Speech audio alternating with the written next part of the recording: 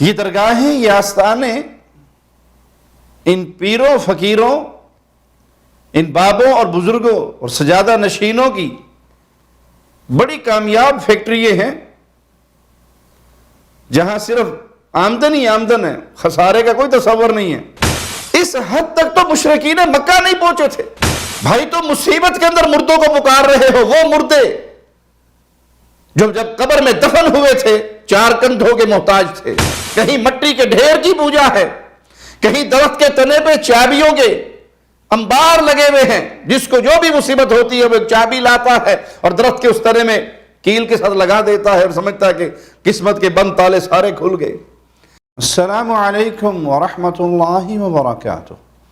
ان الحمد للہ نحمده ونستعینه ونستغفره ونعوذ باللہ من شرور انفسنا ومن سیئات اعمالنا من يهده الله فلا مضل له ومن يضلل فلا هادي له اشهد ان لا اله الا الله وحده لا شريك له واشهد ان محمدا عبده ورسوله اما بعد۔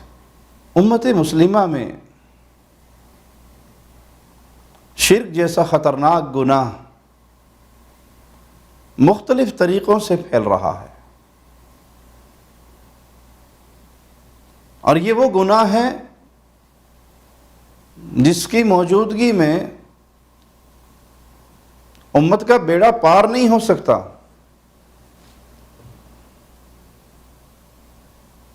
جب تک اس شرک کے جرم سے امت توبہ تائب نہیں ہوتی اور توحید کی راہ پہ گامزن نہیں ہوتی، تب تک یہ دنیا اور آخرت میں ناکام و نامراد رہے گی۔ اور شیطان اس بات کو جانتا ہے، اس لیے وہ مختلف طریقے اپنا کر امت کے ایک بڑے حصے کے اندر اس شرک کی بیماری کو پھیلا رہا ہے۔ پیروں فقیروں سجادہ نشینوں کے روپ میں شیطان کے یہ نمائندے سادہ لو عوام جو دین کے علم سے دور ہے، ان کے ایمان ان کی عقل سے یہ ظالم کھیلتے ہیں اور ایسے مراکز تعمیر کرتے ہیں جہاں پر باقاعدگی سے تقدس کی چادر کے نیچے چھپا کر شرک کو اسلامی روپ میں اولیاء کی عقیدت کے نام پر عوام کے اندر پھیلایا جائے۔ آپ دیکھ لیجئے یہ مزارات، ان پر ہونے والے یہ میلے، ان مزارات پر تھوک کے حساب سے آپ کو شرک کا سودا بکتے ہوئے نظر آئے گا، اور علماء سوء ان آستانوں کے آباد کرنے میں بھرپور مدد کرتے ہوئے شیطان کی نظر آئیں گے۔ یہ درگاہیں، یہ آستانے ان پیروں فقیروں، ان بابوں اور بزرگوں اور سجادہ نشینوں کی بڑی کامیاب فیکٹری یہ ہیں جہاں صرف آمدن ہی آمدن ہے، خسارے کا کوئی تصور نہیں ہے، اور ان پر وہ قبیح جملہ بھی فٹ آتا ہے کہ گندا ہے پر دھندا ہے۔ علماء سو بھی اس کو بچاتے ہوئے نظر آئیں گے، اور گدی نشین بھی اس کی حفاظت میں اپنا سب کچھ قربان کرتے ہوئے نظر آئیں گے، کیونکہ یہ دھندا ہے، یہ کاروبار ہے، اور یہ اتنا کامیاب کاروبار ہے کہ ہر تھوڑے عرصے کے بعد ایک نیا مزار، ایک نیا بابا، ایک نئی کرامت، ایک نیا جھوٹا قصہ، ایک نئی جھوٹی کہانی یہ سنا سنا کر ان مردوں کو جو اس جہاں کو چھوڑ کر چلے گئے،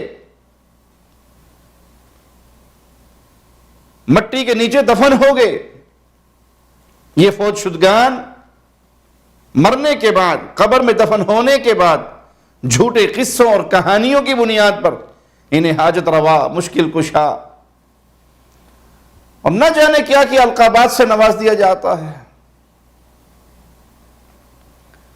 اور ان جھوٹی کہانیوں کو اتنی تیزی سے پھیلایا جاتا ہے کہ مسلمان اللہ کے در سے نا امید ہو جاتا ہے، نام نہاد مسلمان، کلمہ گو مسلمان، اور ان بابوں کے در کی امیدیں اپنے دل میں بسا لیتا ہے۔ اور دکھ کی بات یہ ہے کہ یہ سارا شرک کا دھندا اولیاء کے نام سے جوڑا جاتا ہے، حالانکہ جو اللہ کا ولی وہ کبھی شرک کی دعوت دے کر نہیں گیا۔ اللہ کا سچا دوست ہمیشہ توحید کی دعوت دیتا ہے۔ اور اگر کوئی شخص اٹھ کر ان کی اصلاح کرنے لگ جائے کہ بھائی یہ شرک ہے، ان بزرگوں نے بھی یہ درس نہیں دیا، اور ہمارے اوپر تو لازم ہے صرف کتاب و سنت کی تعلیمات کو ماننا، تو کتاب و سنت کے اندر بھی آپ کو کہیں پر یہ چیز نظر نہیں آئے گی، ہمیشہ اس کا رد ملے گا کہ جن کو تم اللہ کے علاوہ پوجتے ہو عباد امثالکم، یہ تم جیسے بندے ہیں، ان کے پلے میں کوئی اختیار نہیں ہے کہ کسی کو اولاد دے دے اور کسی کے بیمار کو ٹھیک کر دے۔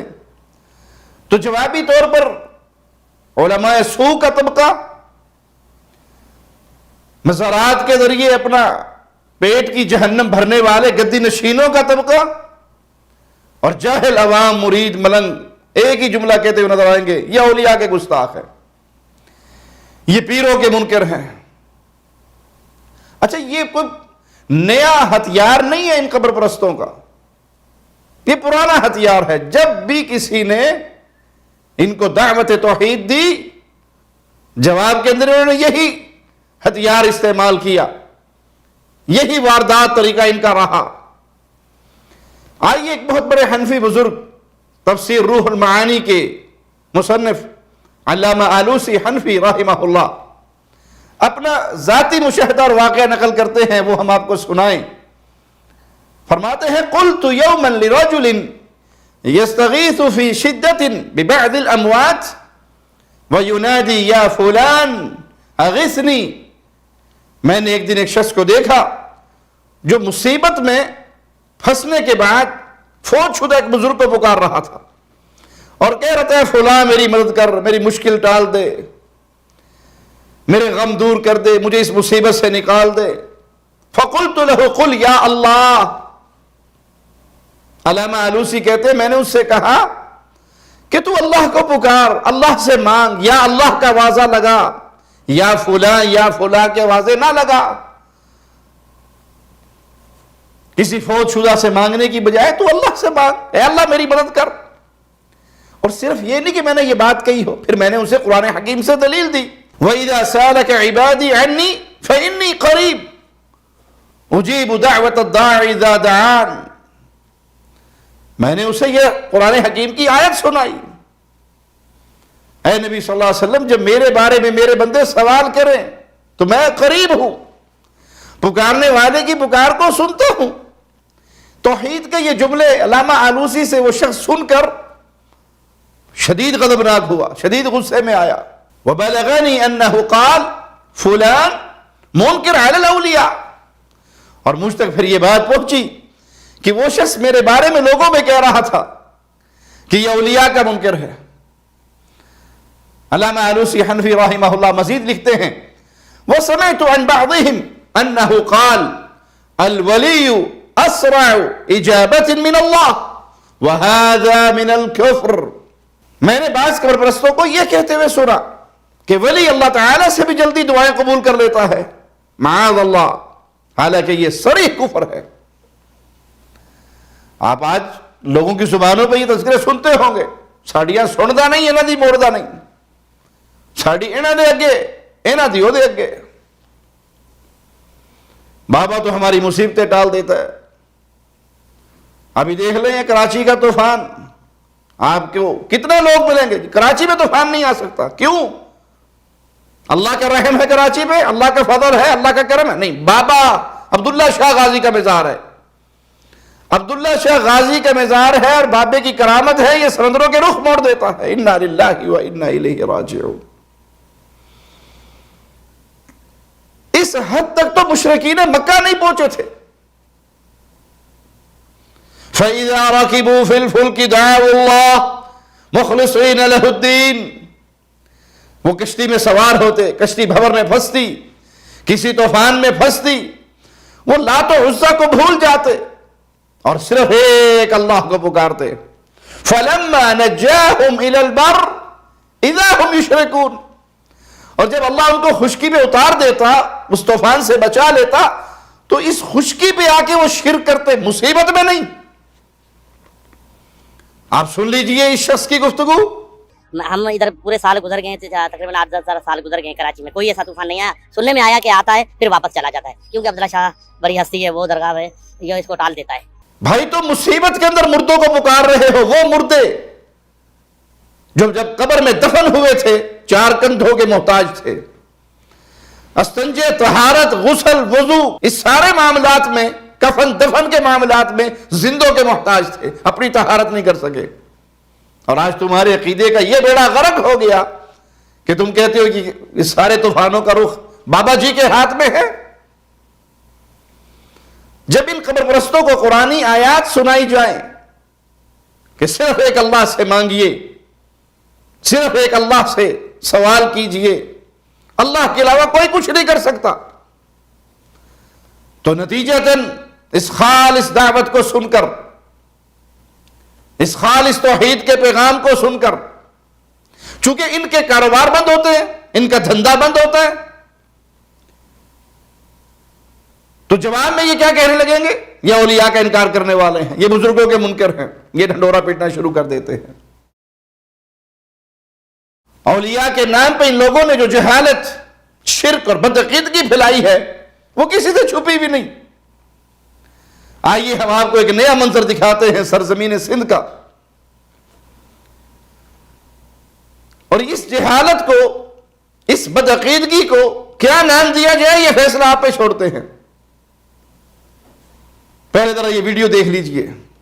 السلام علیکم ورحمۃ اللہ وبرکاتہ. ادا ہے چاہتو کری بھاؤ او با چاہتو کری چھوٹ رپائے ہے بھلا ہن میں چھا ہے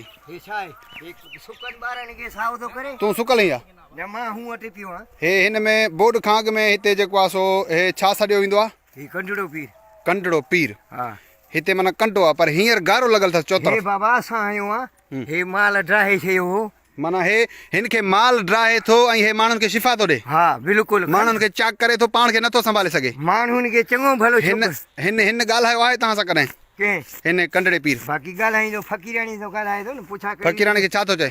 یہ دادو کے علاقہ جہاں ایک کانٹے کا درخت جو سیلاب میں گر گیا, لوگوں نے اسی درخت کی پوجا پاٹ شروع کر دی, اس کو کنڈو پیر یا نتھو پیر کا نام دے دیا. اور اس درخت کی گری ہوئی جگہ پر آپ نے یہ دیکھا جس کے نیچے سے یہ آدمی گزر رہا ہے, مٹی کا ایک ڈھیر بنا دیا اور اس کی پوجا پاٹ شروع ہو گئی. ایک ملنگنی وہاں آ کر بیٹھ گئی جسے یہ فقیرانی کہتے ہیں, اور اس کے بارے میں عقیدہ رکھتے ہیں کہ یہ پیر صاحب, پیر کون سے, بابا جی نہیں, شیخ جی نہیں, حضرت جی نہیں, سید شاہ بخاری صاحب نہیں, یہ درخت کا ٹکڑا یہ بھی پیر ہے. یہ پیر صاحب صرف اس عورت سے خطاب کرتا ہے. ہن کے مال ڈراهي ٿو ۽ ہے ماڻهن کي شفا ٿو ڏي. ها بلڪل ماڻهن کي چاڪ ڪري ٿو, پاڻ کي نٿو سنڀالي سگهي. ماڻهن کي چڱو ڀلو ہن ڳالهايو آهي تव्हां سان ڪڏهن ڪنهن ہن کنڊڙي پیر باقي ڳالهائيندو فقيراني تو ڳالهائي ٿو ن پڇا ڪري فقيران کي ڇا ٿو چئي. ولي يا بھلا ٹھیک ہے, مال لتاڑے تو ونے سيا ہتے پهريان کنڊو پهلو وہ کھڻي کيريو وہ ٻڌايو ٿس او هاڻي ماڻهو کائي جاڻي نه کاٿيون ڏسينو هي بنڊ کيرائي نه پو انهن کي نٿو بچائے. کھانے کے ڈھونگ ہے, کھانے کا دھندا ہے, گندا ہے پر دھندا ہے. یہ درخت جو خود سیلاب کے ریلوں میں بہ گیا, گر گیا, سوکھا ہوا تنا, اب اس کے بارے میں یہ کہتے کہ یہ سوکھے ہوئے لوگوں کو ساوا کرتا ہے, جن کی قسمتیں خراب ہو گئی ان کی قسمتوں کو درست کرتا ہے, بیماروں کو شفا دیتا ہے, لوگوں کے مسائل حل کرتا ہے. اس لیے اس موری میں سے دیکھیں یہ بندہ کس طرح کرالنگ کرتا ہوا گزر رہا ہے اور امیدیں لگا رہا ہے کہ بس اب ہمارے سارے مسئلے حل ہو جائیں گے.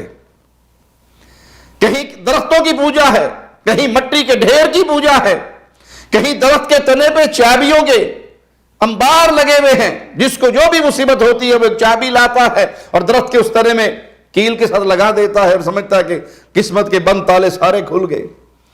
کہیں بلی کی پوجا اور کہیں گھوڑے کی پوجا اور کہیں اونٹنی کی قبر کی پوجا.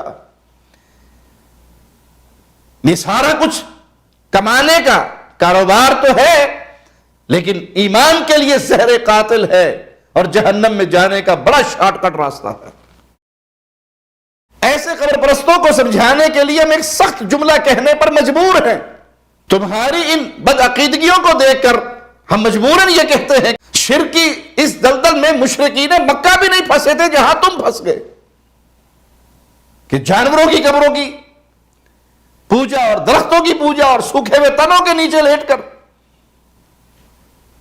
ان درختوں سے یہ امیدیں رکھتے ہو کہ یہ سوکھے ہوئے کو ہرے کر دیں گے۔ اللہ کے لیے اس جہالت سے باہر نکلو، توحید کے عقیدے کو سمجھو، اہل الحدیث کی دعوت کو سمجھو۔ ہم اولیاء کا انکار کرنے والے نہیں، یا اولیاء کی گستاخی کرنے والے نہیں، ہم تو اولیاء سے محبت کرنے والے ہیں۔ سب سے بڑے ولی اللہ کے رسول صلی اللہ علیہ وسلم کے صحابہ، انبیاء کی جماعت کے بعد اولیاء اللہ میں، مبارک ہستیوں میں، اللہ کے دوستوں میں، اللہ کے پیاروں میں سب سے بڑا نام رسول اللہ کے صحابہ اور اہل بیت۔ انہوں نے کیا دعوت دی آپ کو؟ توحید کی دعوت دی، عقیدے کی دعوت دی، ایمان کی دعوت دی، غیر اللہ کی پوجا سے ہٹا کر ایک اللہ کی عبادت کی دعوت دی۔ ہم تو سیدنا علی سے پیار کرنے والے، سیدنا علی سے محبت کرنے والے، جس علی کو رسول اللہ صلی اللہ علیہ وسلم نے حکم دیا تھا، اے علی جاؤ، جو اونچی قبر نظر آئے اسے زمین کے برابر کر دو۔ یہ اونچی قبریں، یہ قبروں پہ ہونے والا شرک، اس کو مٹانے کے لیے انبیاء آئے۔ آج بعض جاہلوں نے یہ کہنا شروع کر دیا کہ قبروں پہ شرک سے روکنا اور بدعات سے روکنا،